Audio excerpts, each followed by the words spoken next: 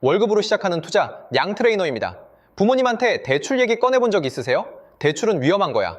난 대출 하나도 없어. 빚은 무조건 빨리 갚아야 해. 이런 말 한 번쯤 들어보셨죠? 저도 그랬어요. 처음엔 그 말이 맞다고 생각했거든요. 부모님이 틀린 게 아니에요. 그 시대엔 그 말이 완전히 맞았거든요.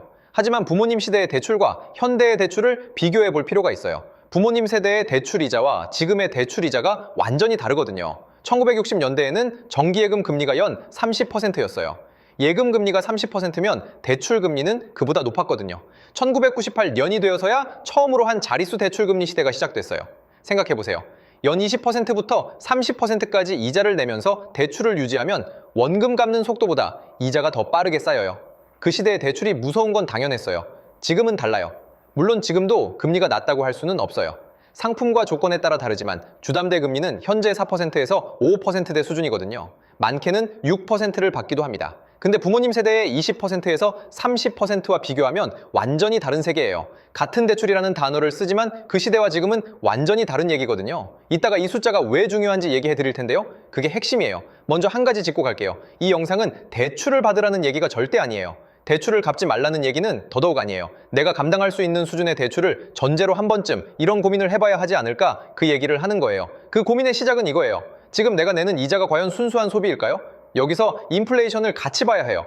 우리가 초반 영상에서 다뤘죠. 돈은 가만히 있으면 가치가 줄어들어요. 물가가 오르니까요. 한국 평균 물가 상승률이 연 2%부터 3%까지 수준이에요. 지금의 100만 원이 내년에도 똑같은 가치의 100만 원이 아니에요. 이 얘기 기억하시죠? 고정금리 대출이라면 내가 갚아야 할 대출의 실질 가치가 시간이 지날수록 조금씩 희석되는 구조거든요. 단, 변동금리라면 얘기가 달라요. 인플레이션이 심해지면 금리도 같이 올라가거든요. 2022년이 딱 그 케이스였어요. 물가 잡으려고 금리를 올렸고 변동금리 대출자들 이자 부담이 폭증했어요. 그래서 대출 방식도 꼼꼼히 따져봐야 해요. 근데 이게 전부가 아니에요. 이 이자를 내면서 사는 게 뭐냐에 따라 완전히 달라진다는 거예요. 자동차 할부로 이자를 낸다면 그 자동차는 시간이 지날수록 가치가 떨어져요. 이건 소비예요. 근데 대출로 자산을 샀다면 어떨까요? 여기서부터가 진짜거든요. 우리나라에서 가장 대표적인 자산이 뭐죠? 바로 아파트예요. 2002년부터 2021년까지 20년 동안 서울 아파트 가격이 평균 약 419% 올랐어요. 1억 원이었던 아파트가 5억 2천만 원이 된 거예요. 연 평균으로 따지면 약 8% 수준의 상승이에요. 물론 이건 서울 기준이고 20년이라는 긴 기간의 얘기예요. 2021년 고점에서 산 분들은 2022년부터 2023년 하락 구간에서 손실을 경험했거든요. 과거 수치가 미래를 보장하지 않는다는 점 꼭 기억하셔야 해요. 그리고 지역마다 달라요. 서울이 아닌 다른 지역을 살고 있는 사람은 거주하고 싶은 곳을 직접 분석하고 판단하셔야 해요. 이게 맞다, 저게 맞다 얘기하는 게 아니에요. 저도 처음엔 여기서 막혔거든요. 이자 내는 게 아깝다는 생각만 했어요. 이자를 내면서 자산을 갖는다는 개념 자체가 없었거든요. 지금 많은 분들이 이런 계산을 해요. 전세자금 대출로 이자 60만 원 내면서 넓은 집에 살거나 매매대출로 이자 100만 원 이상 내면서 내 집을 샀거나 이자 금액만 보면 전세가 훨씬 유리해 보이죠? 근데 여기서 놓치는 게 있을 수 있어요. 전세는 이자만 나가는 게 아니에요. 전세금 자체가 묶여 있어요. 만약 그 전세금을 다른 곳에 투자하지 않는다면 그 돈이 아무 일도 안 하고 있는 거거든요. 6년 동안 전세집을 살고 6년 후 아무 변화 없이 돌아온 전세금을 받아보시면 체감이 확 될 수 있어요. 반면 매매는 이자를 내지만 내가 자산을 보유하고 있어요. 물론 절대적 상승은 없기 때문에 두려울 수 있어요.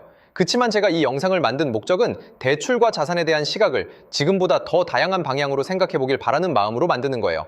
이자 금액만 비교해서 결정하고 있지 않나? 내가 모르는 뭔가가 있지 않을까? 한 번쯤 다른 각도로 고민해 본 적 있냐는 거예요. 한 가지만 더 짚을게요. 이 모든 얘기는 내가 감당할 수 있는 수준의 대출을 전제로 해요. 소득 대비 원리금 상환 비율이 너무 높으면 생활 자체가 힘들어지거든요. 그게 진짜 위험한 대출이에요. 또 대출로 소비를 하는 건 다른 얘기예요.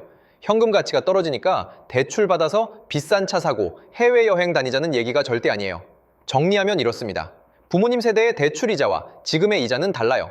이자 금액만 보지 말고 그 대출로 뭘 사는지도 같이 봐야 해요. 인플레이션과 자산 가치를 같이 놓고 스스로 고민해봐야 한다는 거예요. 이 영상이 그 고민의 시작이 됐으면 해요. 이 내용은 투자 권유가 아닌 하나의 시각을 제시하는 교육 목적 영상이에요. 모든 판단과 결정은 본인의 상황에 맞게 스스로 내리셔야 해요. 오늘 여기까지 해보면 다음 단계가 자연스럽게 보이기 시작해요. 그 흐름 계속 가져가고 싶다면 구독해 두시면 이어서 보실 수 있어요.